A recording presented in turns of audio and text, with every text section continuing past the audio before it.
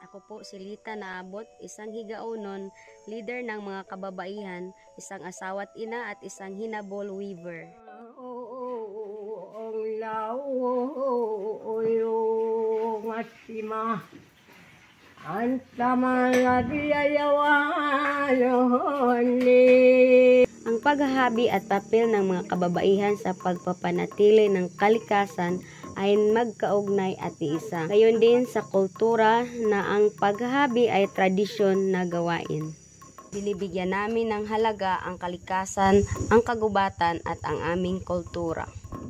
Ang paghahabi ay isang gawaing nagbibigay sa aming kababaihan na oportunidad na kumita at ito rin ay isang gawain na nangangalaga ng kalikasan habang pinapanatili ang aming kultura at tradisyon. Ang paghahabi ay isang gawaing pangkabuhayan na hindi nakakasira ng kalikasan lalo na sa aming natitirang kagubatan. Ang pinakamaternyalis ay abaka at ang abaka ay nabubuhay lamang sa lugar kung saan marami pa ang puno. Tinatanim namin ang abaka sa tinatawag na buffer zone. Gusto namin na may malusog, matibay na abaka, dapat ay meron din kaming malusog na kagubatan na siyang nararapat na ekosistema para sa abaka. Ang abaka ay pinaparami namin kasama sa aming pagpapabalik kagubatan o reforestation.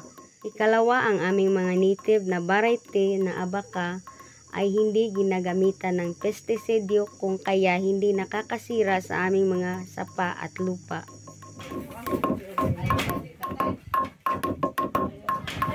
Ang hinabol ay may malaking ginagampanan sa aming komunidad at kultura bilang mga higaunon. Ang hinabol ay hindi nawawala sa mga kasalan at ritual. Ito ay ginagawa naming sugot o regalo na nagpapatibay ng pagkakaibigan at binibigay namin sa mga bisita.